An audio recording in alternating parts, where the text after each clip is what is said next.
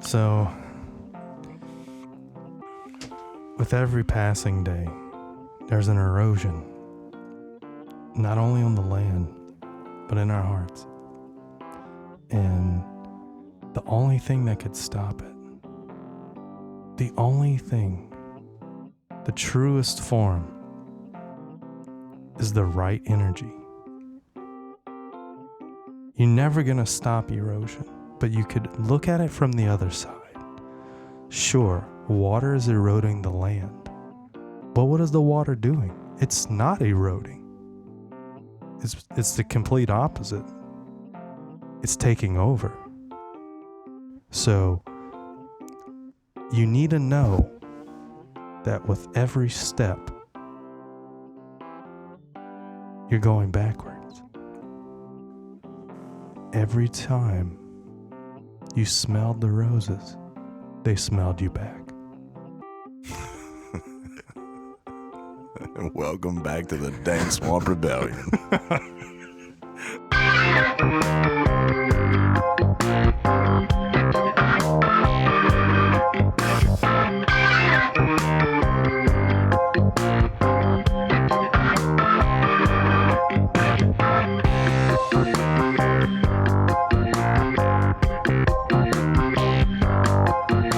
You're listening to Dank Swamp Rebellion.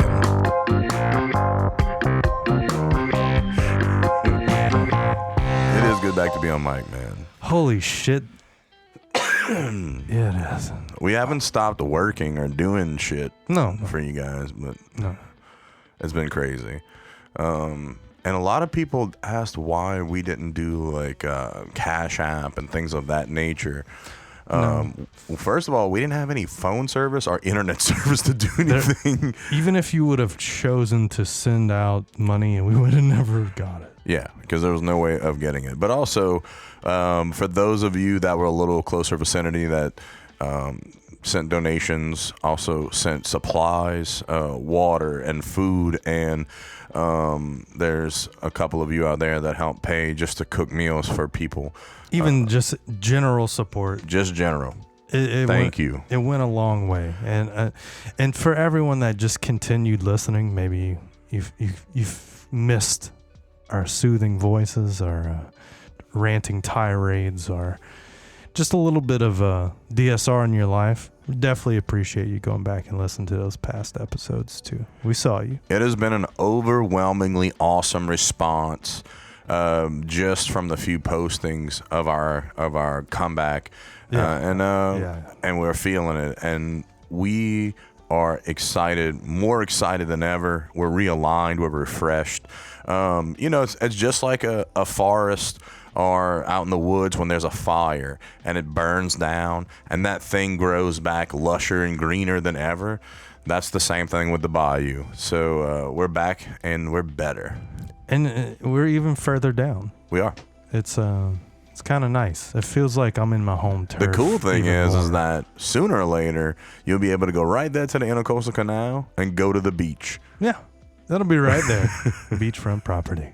So, but it's been a long road to get back into the studio, but I tell you what, man. Like walking in for the first time,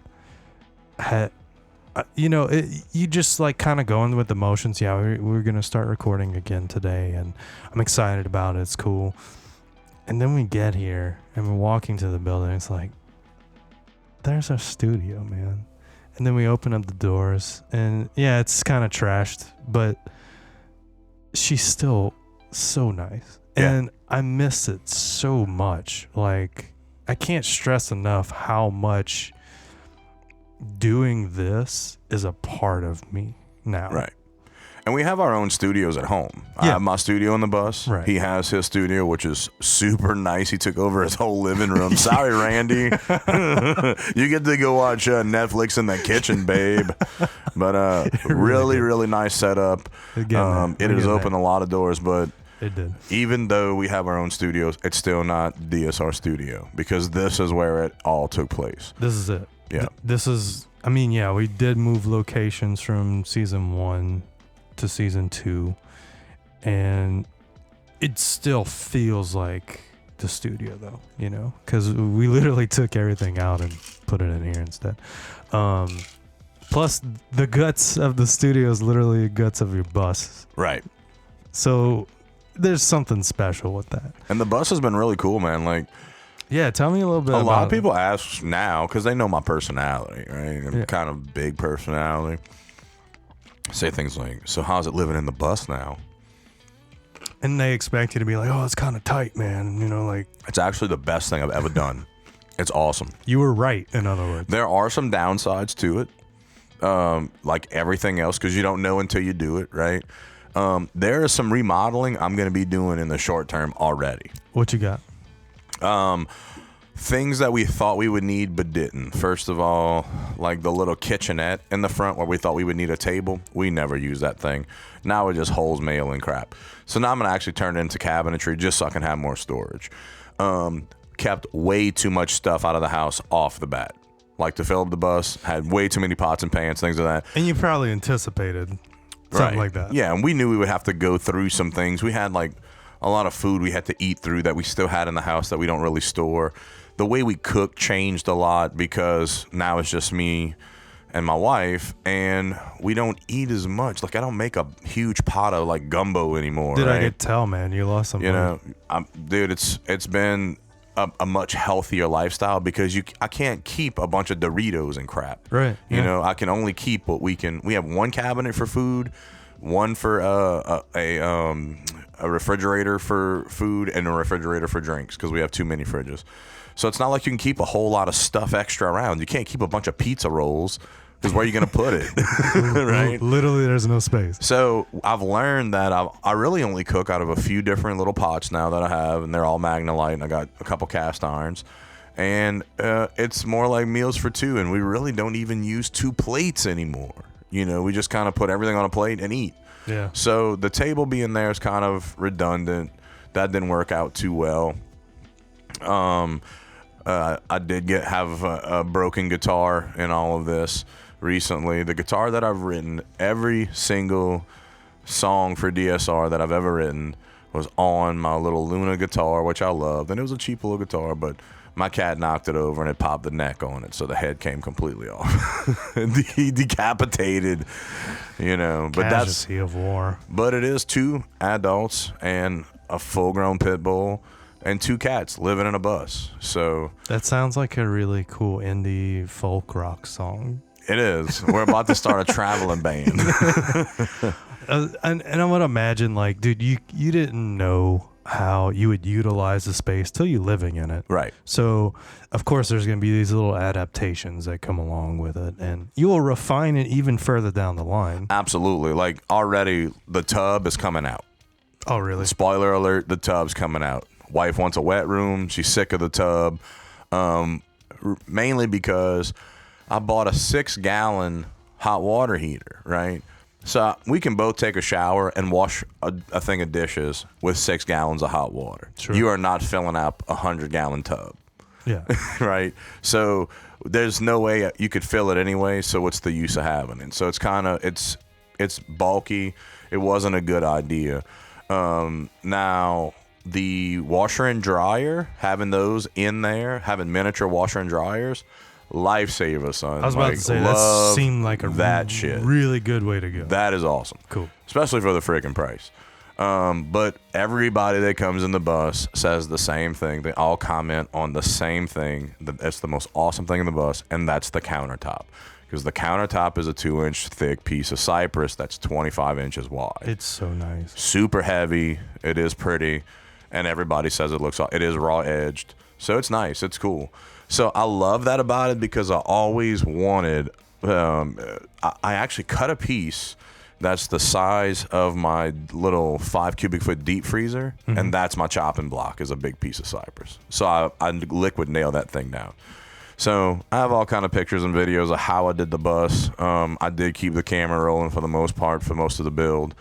But it's been cool, man. It's just different. It's before I had the studio, where I just kind of could go and be alone. And now you have to kind of divide off the bus. Like, hey, where are you going to get comfortable so I can go edit? And she, well, I'm going to go lay in bed in the back of the bus so I can close off the front of the bus. You got separate rooms. Yeah. And that way I can edit and still do whatever. And it's been cool. Get some privacy. Yeah. Downside is, like you said, no Wi-Fi. No Wi-Fi has been horrible. You don't realize how much you love Wi-Fi until you ain't got no goddamn Wi-Fi. Dude, it's a utility, man. Yeah. It's like not having fucking running water, which we all felt for quite a while. That's one thing I never lost through the hurricane when in the old house. We never lost hot water. That was amazing to me. That is amazing. That was amazing to me. I mean, I had a gas water heater, yeah, but even still, there were people that had no water. Right. You know? So people were going to showers that were set up like in Walmart, like porta showers, where people could go and take a shower because nobody could take a shower. Yeah, it was fucking raunchy. Or the water lines were busted and polluted. So it was just dealing with a lot. But looking at buying another one, believe it or not, I want to buy another bus. I want to buy a few more, actually. It's a very economic way to get off grid, number one. Also, business-wise, you can move your business in this thing. It really is you can make it into a rolling office for the Rebellion. And dude, the way that, things are going, it's totally feasible to have a small fleet of these things that's a traveling production. Right. And make your moves wherever it needs to be. We talked about using the bus for a lot of different things. That we did.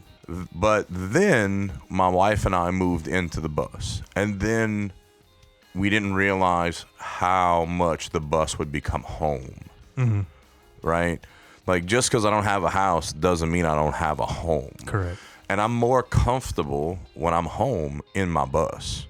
Okay, no matter where it is parked at, because we have moved it 3 times already. In how long? Since the storm. So like 5 months. 5 months, yeah. We've moved twice, which is awesome. It's been like, hey, you want to move? And she's ready like, yeah, for the next move. And we're about to move again. Yeah. And we probably move again 10 times after that. That is the beauty of it. We get tired of the scenery. We get tired of the neighbors. We move. You don't have to hold. No big deal. You don't have to just stay put. Right. That's why it is the way it is. But I can't see taking the bus now and using it for, say, like having a concert on top of it, because it's my home now. But now I do understand that I want another one and another one after that, because the retrofit of, guys, if you can go do it, if you have the balls to do it, do it. Because now our paychecks are just stacking up in the bank because I'm not paying some government society system to pay for a house that I really never own, because I'll die before I pay it off. Right? So I'll own my bus and everything in it, and I have to pay little lot rents here and there in RV parks that have all these amenities.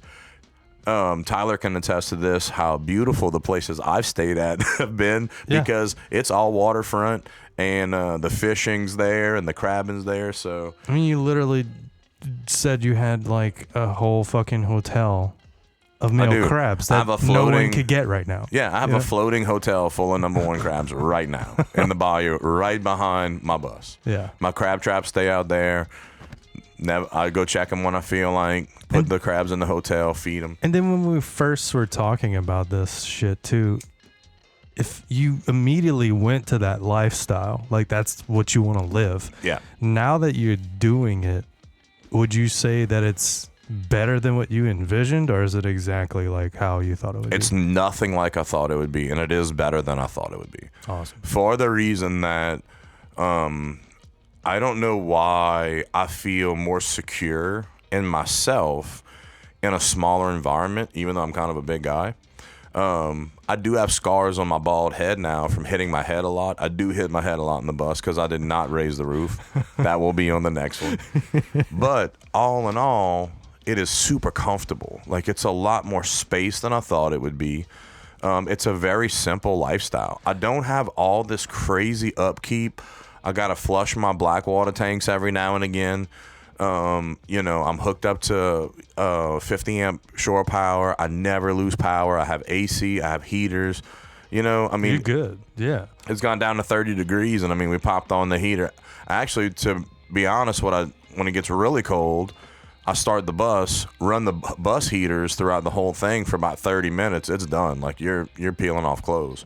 So, I thought it was going to be more of a growing pain for me than it would be for my wife. And come to find out, like, it's actually been pretty fucking cool. Smooth sailing. Yeah. That's awesome. And it's been inspiring. I've written a lot of music that's going to be coming out. Tyler and I are going to, you know, get back on the whole writing game like we've always done, writing some new music for you guys. There's a lot of stuff that's coming from all this, and it feels like a good time to say that we're planning on putting this together for like a subscription, you know, like this is the kind of, we'll always have the podcast and we'll always give DSR to whoever wants it. But there's some media that we really want to save for those true fans. And that's coming down the line.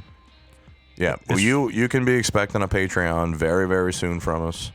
With some exclusive content, some awesome stuff, not just from DSR though. No. Behind the scenes with Rattlesnake Dre and the Ghost of the Coast guys, and also including that we have some commissioned art pieces that you'll get on a monthly basis. So there's a lot of cool stuff coming out, man. You'll be getting every new sticker that we ever come out with. Brand new tunes, specifically for.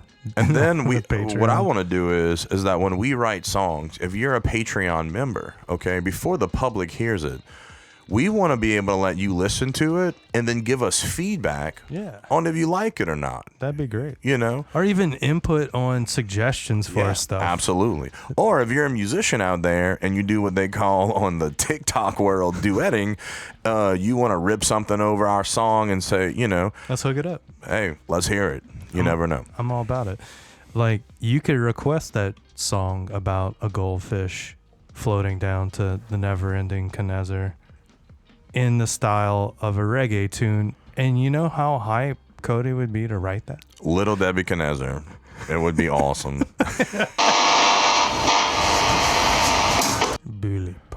Oh, also, coming up, episodes that are coming up, we have Hey Thanks. We got 2 more episodes of Hey Thanks coming out. And we also have 3 really, really sweet, it's a crossover episode we did with Off the Deep End, our buddies out in Arizona in the desert, doing some awesome stuff in comedy. Now they're doing, did you see what Corey Lytle's hosting now? He's got comedy and jam night. Yeah, that's sick. Yeah, beautiful, man. Exactly where we need to be. Beautiful. So, super stoked for that to come out. Make sure you when get I edited that episode, that string of episodes, it took a while because the genuine laughter was so hard that I had to compose myself to put those episodes together. Some really big laughs, super, super fun time with those guys. Corey has such a solid mind for comedy, right? Yeah. So super stoked for that. And he's got his head on straight for this shit, which is really rare for that. For a comedian, yeah. He's not like running and like hookering and blowing. He's like, no, I'm gonna do it right, and I have a kid and I have a wife, and I'm gonna play my cards right, and I'm gonna be smart about this. And it's like, wow, dude, why can't you be like every other Gen Z or just be a piece of shit? And he's like, nah, I really want to be a good person. You're like, well, that's on you, bro. Too bad. Sorry about your life. And then after that, we have our buddy Kenneth Wilson, Analog Ken, we call him. And he owns a recording studio here in the South, one of the best, and one of the most analogiest. One of the most analogiest for sure, bro. And they got more RF frequency coming out of that son of a bitch than the space station. Yeah. So he's a awesome guy. We had a good time with him, and then we will be trucking into season 3. And season 3, man. Yeah. I'm ready, bro. I'm so ready. Year 3 of DSR. You ever thought we'd make it? I got kind of like goosebumps, not just because it's cold, but it's really amazing to be able to put a cap on 2 and say we did something with that, and that's how it went down. and followed through. And then season 3 just evolving to its natural place, exactly like how season 2 did. The focus is back where it needs to be. So do you want to tell them what day season 3 is coming out? What day is it? 420, baby. Oh. So smoke them if you got them. Does that mean that we have to write a new 420 song? For every New Year's season? Yeah. Oh, man. Yeah. Tell me that's true. Is 420 on a Wednesday? It would help to know. I'm gonna check. All I know is that this past year on 420, we interrupted our regularly scheduled programming. Yeah, we don't want to do It's on a Wednesday. Is it? Yeah. No shit. Yeah. It's perfect. It's perfect. Yes. Dude, you want to do a live? Huh. Videos? Yeah. Videos. We can go live for 420. I don't know. We'll think about it. How would we? Well, we would just do 420, but we'd have the song written and they can hear it after. How would you censor the 420ness? Oh, I just won't do it on camera? camera. I'll just you lean off over here and then you lean back into the mic. Oh. Yeah. Okay. And then we say, this is not marijuana. Yeah, it's cocaine. Yeah.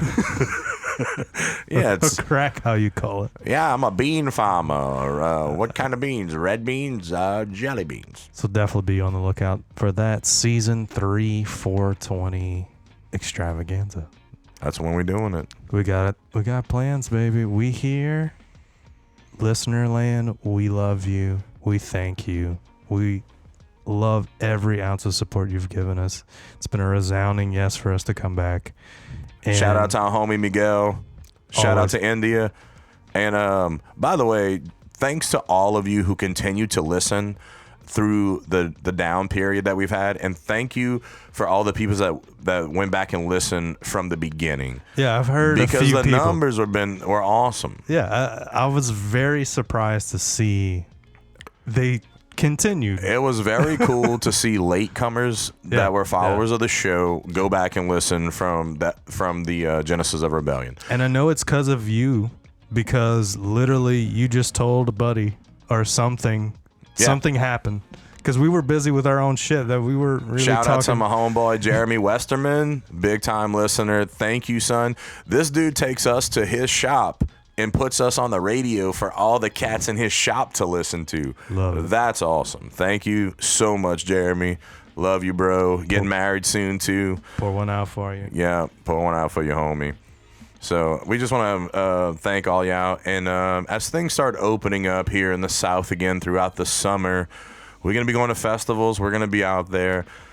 I told Tyler today, I don't want to be in the studio this coming season. I want to be out with you guys. I want to be making a difference, doing what we do. We can do a lot from behind the mics, but we want to be with our people, and our people is you. We got the equipment to get out on the field, and we're so stoked to be able to put together all our crew and make some shit happen.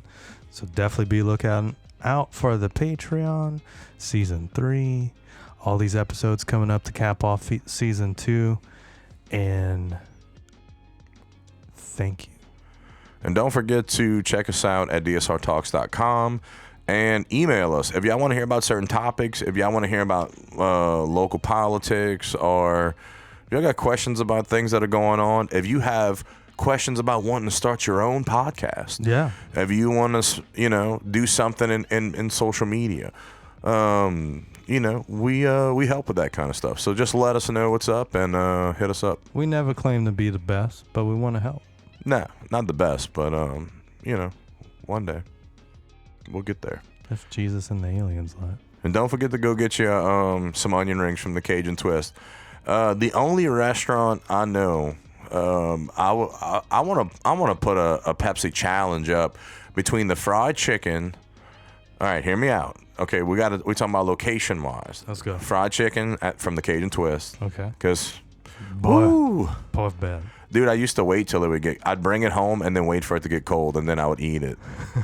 That's how you liked it? Yeah, amazing. Like, bro, you get high later on, and you got to have that cold fried chicken. Cajun Twist is on. So I would like to put a Pepsi challenge to Cajun Twist, Sienna's in Dulac, Louisiana. Boy, I heard some shit about that one, huh? Man, they got a spicy fried chicken that's pretty legit. And Danny's Fried Chicken, but the one in Morgan City. Yeah, the only one I know that exists. Yeah. I would love to have a couple platters of that. So shout out to y'all three. Let's make that happen. Who's gonna take the challenge? Let's have a chicken challenge. Let us try a couple big boxes of chicken. And look, I cannot just try one piece of chicken. I need at least 10 to 12 samples. This sounds like a good Patreon content. Absolutely. Right? Yeah. Let's hook it up. Yeah. Fuck yeah. There's a lot of cool shit with Elmer's too that we want to play around with. Well, that's one thing that I had during the hurricane. Yeah. Before, bro, and let me tell you, Elmer's is very... They cannot stock fast enough when a hurricane's coming. Because when I went to Rouse's Family Dollar... First thing. I mean, dude, they only had limited flavors, right? Because certain flavors go faster than others. Mm-hmm. And I'm not saying that some are... But everybody has particular tastes. When I went in there, I bought as many bags of Elmer's because I knew after the storm was coming through, it was going to be a minute. Yeah. So I did. I did, and I bought a bunch, and that's what got me through the storm. Well, you know what's crazy is so right before the storm hit, I want to say 2 weeks before, Elmer's restocked us with 2 cases full. And, of course, we weren't able to give them to our guests. We weren't rolling. So I kept the 2 cases of Elmer's with me, and I brought them with me to evacuate because I wanted to snack. Yeah. And I was giving Elmer's to people in Houston that never seen the shit before. And they were like, what is this? So I was like literally still promoting Elmer's out in the world. And the best part was by the time we got back, I was down to probably like a case. And I was able to give people those Elmer's CheeWees when there was nothing. Dude, and it was the coolest feeling. I love introducing someone to Elmer's. Yeah. Because they like people from out of state. I met a girl from Maine recently, and I was like, "Oh, you got to get on them Elmer's CheeWees." She goes, "What is this language you're speaking?" And I was like, "This is the snack food of the South. Okay, you got to get on this." Yeah. And when they find this, you know, and they finally experience Elmer's, they understand why, you know. That shit's fire, man. It's so good. Be on the lookout for your Elmer's at your local stores. I mean, we still repping Elmer's. We love it.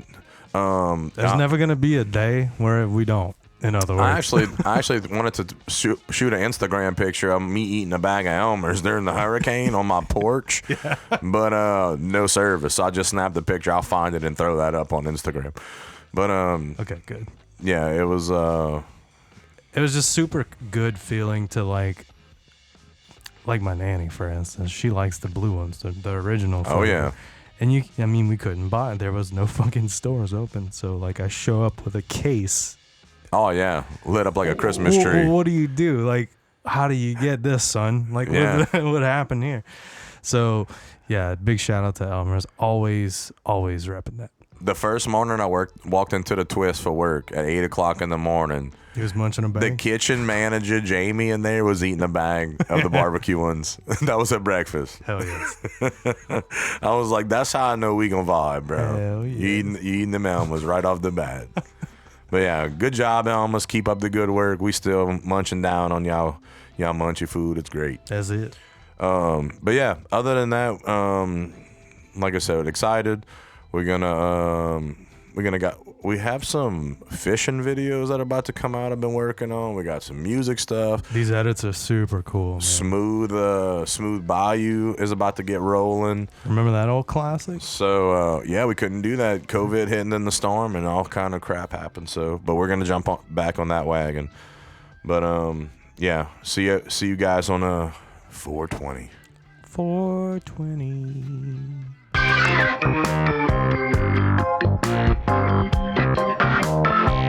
Thank you for listening to Dank Swamp Rebellion. Check us out on DSRTalks.com.